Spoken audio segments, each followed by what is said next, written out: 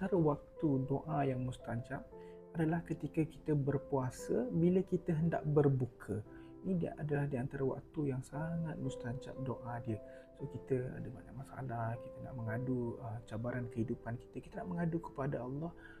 Alangkah baiknya kalau kita gunakan masa sebelum kita berbuka tu adalah waktu di antara yang paling mustajab doa dia.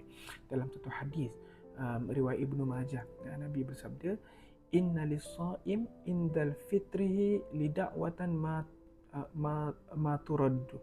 So sesungguhnya bagi orang yang berpuasa ketika dia berbuka doa yang tidak akan ditolak. Hadis yang hasan. Dan dalam satu hadis lagi dalam riwayat daripada Abu Hurairah, daripada riwayat Ibnu Majah juga, salasatun la turaddu da'watuhum, 3 keadaan yang doa dia tidak ditolak. Al-imamul adil, imam yang adil, seorang pemimpin yang adil.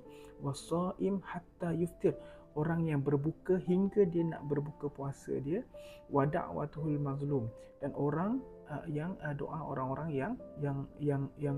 yang telah dibuat zalim dia.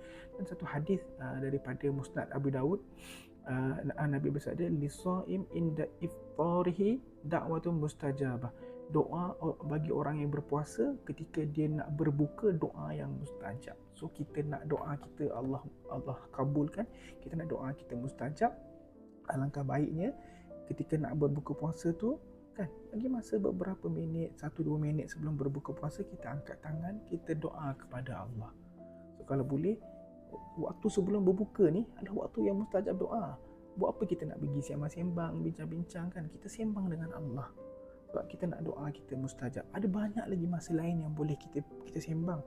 Dan sebelum berbuka, angkat tangan, tadah tangan dan berdoa kepada Allah. InsyaAllah doa yang mustajab. So jangan sia-siakan peluang ini.